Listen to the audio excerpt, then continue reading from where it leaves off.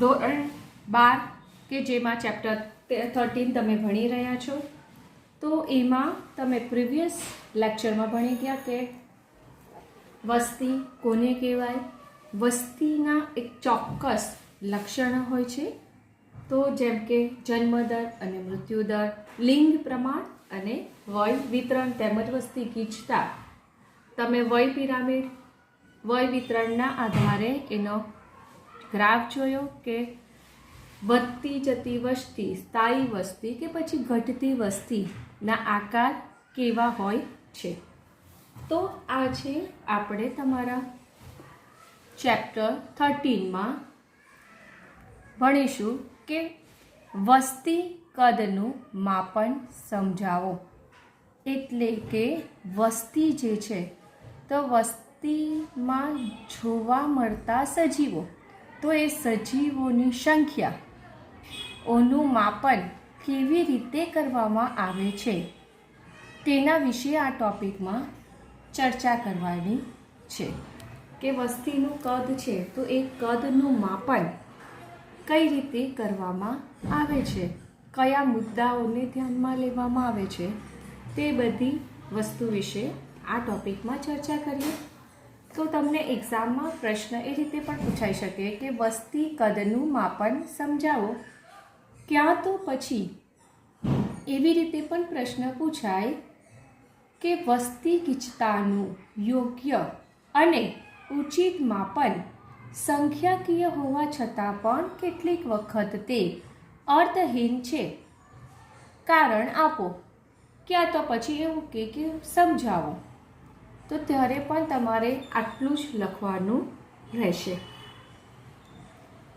વસ્તીનું કદ નિવાસસ્થાનમાં તેની સ્થિતિ વિશે આપણને ઘણું બધું કહી જાય છે. એટલે કે વસ્તીનું જે કદ હોય તો વસ્તીના કદને આધારે નિવાસસ્થાનમાં જે તે વસ્તીની સ્થિતિ શું હશે તે આપણે જાણી શકીએ. જેમ કે કોઈ વસ્તી છે, જંગલ છે, તો જંગલોમાં કઈ વનસ્પતિની સંખ્યા વધારે છે, કઈ વનસ્પતિની સંખ્યા ઓછી છે, કયા પ્રાણીની સંખ્યા વધારે છે, કયા પ્રાણીની સંખ્યા ઓછી છે, કયા પ્રાણીની સંખ્યા મીડિયમ છે. તો એ બધી વસ્તુ આપણે વસ્તીના કદના આધારે જાણી શકીએ છીએ. વસ્તીમાં આપણી ઈચ્છા મુજબ ગમે તે પરિસ્થિતિકીય પ્રક્રિયાઓની શોધખોળ કે તપાસ કરીએ, પછી ભલે તે બીજી જાતિઓની સાથે સ્પર્ધાનું પરિણામ હોય, પરભક્ષીનો પ્રભાવ હોય કે જંતુનાશક વપરાશની અસર હોય, તો આપણે તેનું મૂલ્યાંકન હંમેશા વસ્તીના કદમાં થતા કોઈ પરિવર્તનના સંદર્ભમાં જ કરીએ છીએ. તો એટલે કે કહેવાનો મતલબ આ વિધાનનો એવો થાય છે કે તમે જાણો છો કે નિવાસસ્થાનની વાત કરીએ તો નિવાસસ્થાનમાં જે પરિસ્થિતિકીય પ્રક્રિયાઓની તપાસ, એટલે કે તમે જાણો છો કે ઋતુ બદલાય તો તેના આધારે સજીવો, ઘણા સજીવો એવા છે કે ઋતુ આધારિત પ્રજનન ક્ષમતા ધરાવતા હોય, તો એવી રીતે જેમ પરિસ્થિતિ બદલાય તેમ ઘણીવાર વસ્તીનું કદ એટલે કે સજીવોની સંખ્યા પણ બદલાય છે. તો ઘણીવાર સ્પર્ધાનું પરિણામ હોય, એટલે કે આ જે વસ્તીનું કદ છે તો એ સ્પર્ધાનું પરિણામ પર પણ અસર કરે છે. એટલે કે કહેવાનો મતલબ એવો થાય કે સ્પર્ધા થાય. હવે કોઈ ખાવાની વસ્તુ હોય તો ખાવાની વસ્તુને લઈને જ્યારે બે જાતિઓ વચ્ચે સ્પર્ધા થાય તો એક જ જીતે છે. તમને ખબર છે જ્યારે પણ કોમ્પિટિશન શબ્દ આવે એટલે કોણ એક જીતે અને એક હારે. તો આવી રીતે પણ સ્પર્ધાનું પણ પરિણામ હોઈ શકે. ક્યાં તો ઘણીવાર પરભક્ષીનો પ્રભાવ અને જંતુનાશકનો વપરાશ એ વસ્તીના કદમાં પરિવર્તન લાવી શકે છે. પ્રકૃતિમાં વસ્તીના કદની કોઈ પણ વર્ષમાં આટલી ઓછી સંખ્યા 10થી પણ ઓછી કે ખૂબ જ વધારે લાખોમાં જઈ શકે છે. એટલે કહેવાનો મતલબ એટલો છે કે વસ્તીના કદની સંખ્યા જે છે ને કોઈ પણ વર્ષમાં વસ્તીની સંખ્યા યાદ રાખવાની કોઈ પણ દિવસ બહુ રેરલી સ્થિર જોવા મળે છે. તો ક્યાં તો સંખ્યા 10થી પણ ઓછી જ હોઈ શકે અને લાખોની સંખ્યામાં પણ સજીવો જોવા મળે છે. કહેવાનો મતલબ એવો છે કે વસ્તીનું કદ 10થી પણ ઓછું હોય અને લાખોમાં પણ જોવા મળે છે. તો 10થી ઓછું હોય તેની ઉદાહરણ તમને અહીંયા આપેલું છે કે કોઈ પણ વર્ષે ભરતપુરની ભેજયુક્ત ભૂમિમાં સાઇબેરિયન સારસની સંખ્યા 10થી ઓછી જોવા મળે છે. કે સાઇબેરિયન સારસ એ પક્ષીનું નામ છે અને ખૂબ જ લાખોની સંખ્યા જોવામાં મળતો સજીવ કે જેમાં તમને એક્ઝામ્પલ આપેલું છે તળાવમાં ક્લેમિડોમોનાસની સંખ્યા કે જે લાખોમાં હોય છે. તો આ એક્ઝામ્પલ જે આપેલા છે એ તમારે 1 માસના ક્વેશ્ચન માટે યાદ રાખવાનું. જો અહીંયા બ્રેકેટમાં આપેલું છે તો બ્રેકેટમાંથી પણ ક્વેશ્ચન પૂછાય છે. 12મા ધોરણમાં તમે આવેલા છો વિદ્યાર્થી મિત્રો, તો 12મા ધોરણમાં 1 માર્ક્સના ક્વેશ્ચન માટે તમારે બ્રેકેટ પણ કરવાના. કારણ કે તમને અહીંયા ઉદાહરણ આપેલું છે કે ભરતપુરની ભેજયુક્ત ભૂમિમાં આ જે સાઇબેરિયન સારસ છે એની સંખ્યા કોઈ પણ વર્ષે 10થી ઓછી હોય છે. જ્યારે તળાવમાં ક્લેમિડોમોનાસ છે તો ક્લેમિડોમોનાસની સંખ્યા લાખોમાં હોઈ શકે. હવે આપણે વાત કરીએ તો વસ્તીનું કદ વધુ તકનીકી રીતે જોઈએ તો વસ્તી ગીચતા એટલે કે પોપ્યુલેશન ડેન્સિટી કે જેને N નો દરજ્જો તરીકે ઓળખવામાં આવે છે.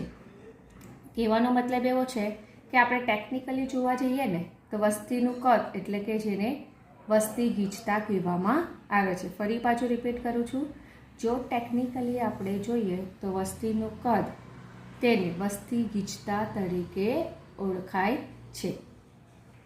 એટલે વસ્તીનું કદ એ આવશ્યક નથી કે વસ્તીને માત્ર સંખ્યાની રીતમાં જ માપી શકાય છે.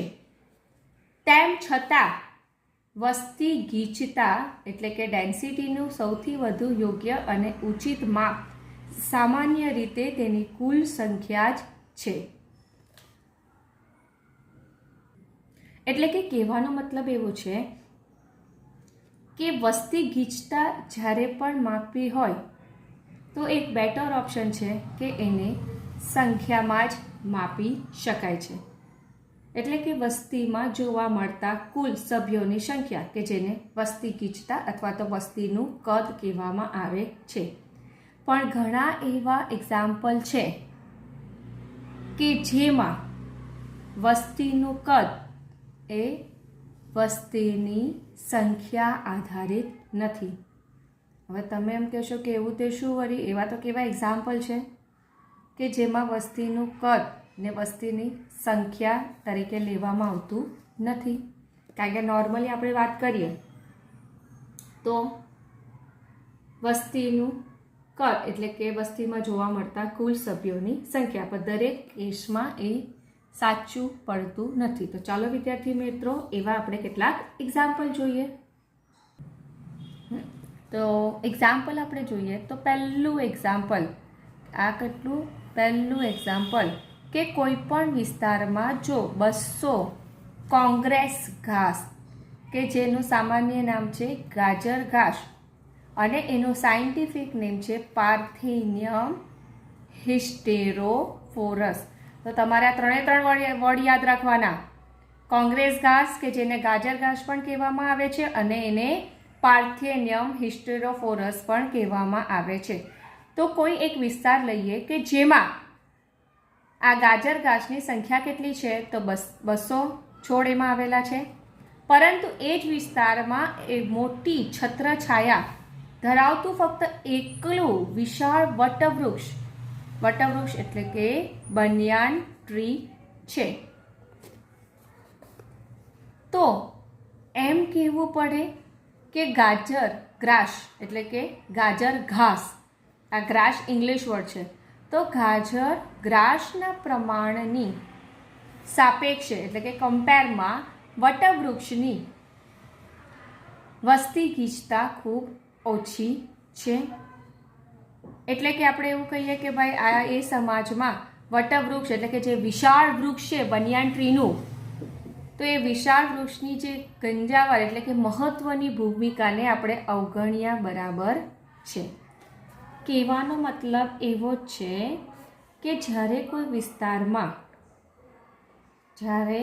વિસ્તારમાં આવી રીતે ઘાસ છે, કયું ઘાસ? તો ગાજર ઘાસ, કે જેની સંખ્યા કેટલી છે? 200. એની સામે એક મહાકાય વટવૃક્ષ છે. તો આપણે આવા કેસમાં એવું નહીં કહી શકીએ કે આ વટવૃક્ષની ગીચતા આ ગાજર ઘાસની કમ્પેરમાં ઓછી છે. તો આવા કેસમાં સંખ્યાને કાઉન્ટ કરવામાં આવતું નથી. નહીં તો શું થાય? આની જે મહત્વની ભૂમિકા છે તેને આપણે અવગણીએ છીએ. તો આ જે કિસ્સો છે તેમાં વસ્તી ગીચતા એટલે કે વસ્તીનું કદ કઈ રીતે માપન કરવામાં આવે છે? તો આવા કેસમાં વસ્તીનું જે કદ છે તો એ વસ્તીનું કદ જૈવ ભારના આધારે એટલે કે ટકાવારી આવરણ કે પછી જૈવ ભારને આધારે કરવામાં આવે છે. ટકાવારીનું આવરણ એટલે કે કેટલા એરિયા કવર કરે છે. આ ઘાસની સાપેક્ષે આ વટવૃક્ષ કેટલા એરિયા કવર કરે છે એના આધારે વસ્તીનું કદ એટલે કે વસ્તી ગીચતા માપન કરવામાં આવે છે. ક્યાં તો પછી જૈવ ભારને આધારે. જૈવ ભારને આધારે એટલે શું કહેવાય? કે પ્રકાશ સંશ્લેષણની પ્રક્રિયાને આધારે દ્વારા કેટલા કાર્બોદિત પદાર્થ બનાવે છે, તો એની ટકાવારીને આધારે વસ્તીનું કદ માપન કરવામાં આવે છે. તો આ પહેલું એક્ઝામ્પલ કયું લીધું? ઘાસ અને વટવૃક્ષની કમ્પેર કરી. તો એમાં વસ્તીનું કદ અહીંયા સંખ્યાને આધારે નથી કરવામાં આવતું, તો શેના આધારે કરવામાં આવે છે? તો ટકાવારી આવરણ અને જૈવ ભારને આધારે કરવામાં આવે છે. હવે અહીંયા આપણે બીજું એક્ઝામ્પલ લઈએ. અહીંયા બીજું એક્ઝામ્પલ સ્ટાર્ટ થાય છે કે જો વસ્તી ખૂબ જ વિશાળ હોય અને ગણતરી અસંભવ છે કે ગણતરીમાં વધુ સમય લાગે એવો છે, તો તેની કુલ સંખ્યા એ સરળતાથી અપનાવવા યોગ્ય માપન નથી. મતલબ કહેવાનો મતલબ એવો છે કે જ્યારે વસ્તી ખૂબ બહુ બધી હોય, વિશાળ હોય, કે જેનું ગણતરી કરવી એમ કહેવાય ને ઇમ્પોસિબલ છે. ક્યાં તો પછી આપણે એમ કહીએ કે ગણતરી કરવા જો બેસીએ ને તો એને એટલો બધો સમય લાગે ને. તો આવા કેસમાં જ્યારે પણ આવું કેસ હોય કે ભાઈ વસ્તી બહુ અતિશય વધારે છે અને એની ગણતરી કરવી કેવું છે? ઇમ્પોસિબલ છે, કાં તો ગણતરી કરવા માટે વધારે પડતો સમય માંગી લે એવું છે, તો એવા કેસમાં કુલ સંખ્યા એ યોગ્ય માપન નથી. તો તમને એમ થાય તો એવું તો કયું એક્ઝામ્પલ છે તમે કહો?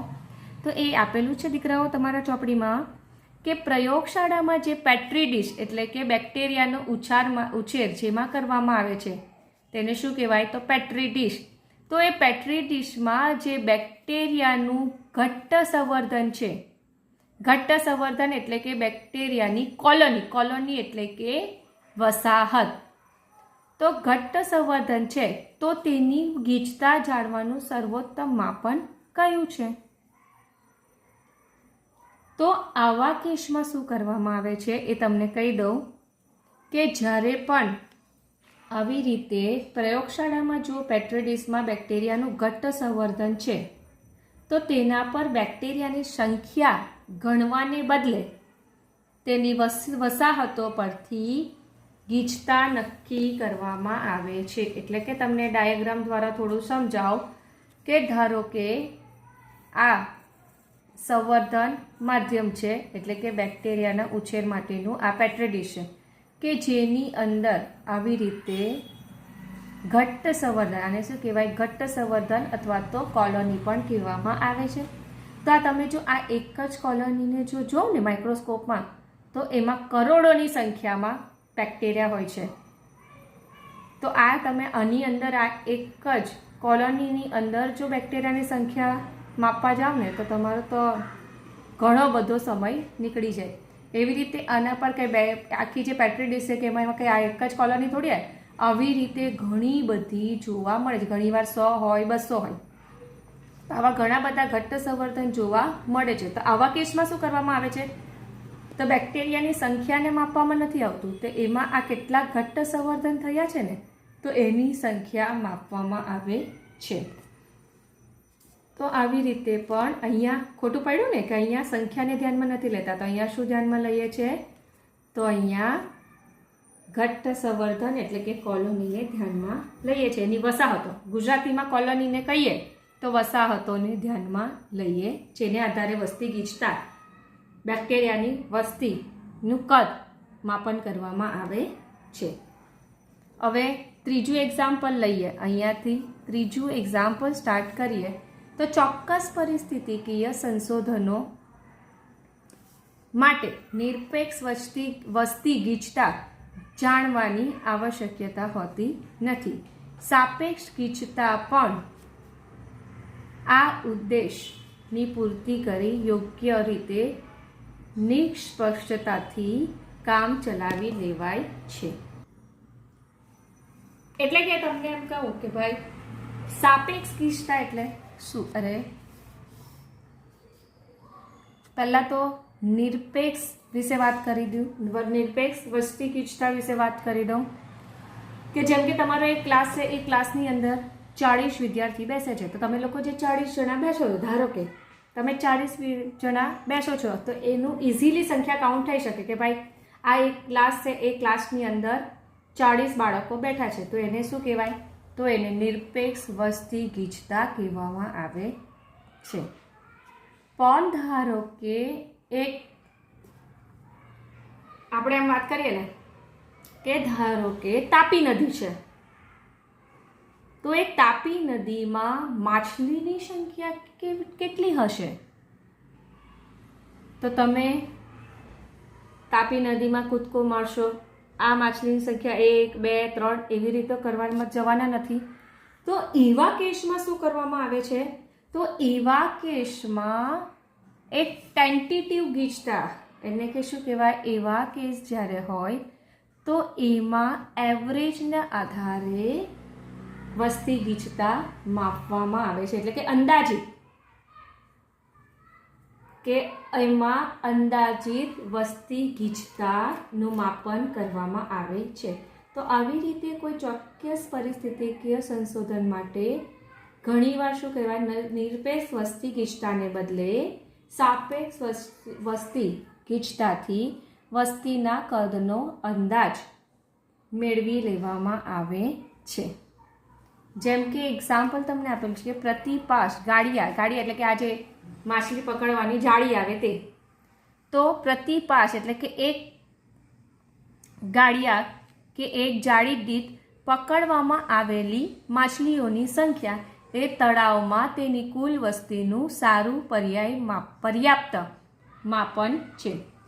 એટલે કે ધારો કે કોઈ માછીમાર કાં તો પછી કોઈને એવું થાય કે ભાઈ મારે માછલી ગણવી છે, તો એ જે જાળી નાખે છે, તો એ જાળીમાં કેટલી માછલી પકડાય છે, તો એના આધારે એ તળાવમાં માછલીઓની સંખ્યા કેટલી હશે તેનો અંદાજ લગાવી શકાય છે. અને એ આધારે માછલીની સંખ્યા આપવામાં આવે છે અને એને શું કહેવાશે? તો એ માછલીની કુલ વસ્તી ગીચતા કહેવામાં આવે છે. હવે આપણે ચોથું એક્ઝામ્પલ લઈએ. આ ચોથું એક્ઝામ્પલ તો આપણે વાસ્તવિક રીતે ગણતરી કર્યા વગર કે તેને જોયા વગર પરોક્ષ રીતે વસ્તીના કદનો અંદાજ લગાવવાની મોટા ભાગે ઉપકૃતતા કરીએ છીએ. એટલે કે ઘણીવાર શું થાય કે ડાયરેક્ટલી કોઈ સજીવની વસ્તીના કદનો અંદાજો લગાવવામાં આવતો નથી. એટલે કે વસ્તીની એ સજીવોને જોયા વગર જ એની વસ્તી ગીચતાનો અંદાજ લગાવવામાં આવે છે. ઇનડાયરેક્ટલી, જેમ કે એક્ઝામ્પલ આપણે તમને આપું તો આપણા જે રાષ્ટ્રીય ઉદ્યાન છે અને રાષ્ટ્રીય ઉદ્યાન અને જે વાઘ આરક્ષણ ક્ષેત્ર છે તો એમાં વાઘના જે પગના નિશાન છે, તો વાઘના જે પગલાંના નિશાન છે અથવા તો એની જે મળ ગુટિકાઓ છે, તો એના આધારે વાઘની સંખ્યા રાષ્ટ્રીય ઉદ્યાન અથવા તો વાઘ આરક્ષણ ક્ષેત્રમાં કેટલી હશે એ રીતે ગણવામાં આવે છે. કોઈને પણ મરવાનો તો શોખ ન હોય ને, તો ઘણીવાર શું કહેવાય કે જે વાઘ હોય તો વાઘની જે ફૂટપ્રિન્ટ હોય તો એના જે પગલાં હોય તે પગલાંના આધારે વાઘની સંખ્યા ગણવામાં આવે છે અથવા તો એની જે મળ ગુટિકા છે તો એના આધારે એની સંખ્યા ગણવામાં આવે છે. તો આજે તમે 4 એક્ઝામ્પલ જોયા, એના પરથી તમે જાણી શકો છો કે દર વખતે વસ્તી ગીચતા છે કે વસ્તી કદ છે તે સંખ્યાને આધારે આપવામાં આવતી નથી. ઘણીવાર વનસ્પતિની આપણે વાત કરીએ તો ઘણી વનસ્પતિના કેસમાં શું થાય, જૈવ ભારને આધારે વસ્તીનું કદ માપવામાં આવે. ઘણામાં શું આવે, વસાહતોને આધારે વસ્તી ગીચતા માપવામાં આવે. તો ઘણા સજીવોમાં અંદાજિત વસ્તી ગીચતા આપી દેવામાં આવે છે, તો ઘણામાં સાપેક્ષ ગીચતાને આધારે વસ્તીનું કદનું માપન કરવામાં આવે છે. તો આવી રીતે ઘણા અલગ અલગ ક્રાઇટેરિયા હોય છે કે જેના આધારે વસ્તીનું કદ માપી શકાય છે. તો વિદ્યાર્થી મિત્રો, અહીંયા તમારા વસ્તીના કદનું માપનનો ટોપિક પૂરો થાય છે. Thank you. અને જો કોઈ ડાઉટ હોય કે કોઈ ક્વેરીઝ હોય તો તમે મેસેજ કરીને કે કોલ કરીને પૂછી શકો છો.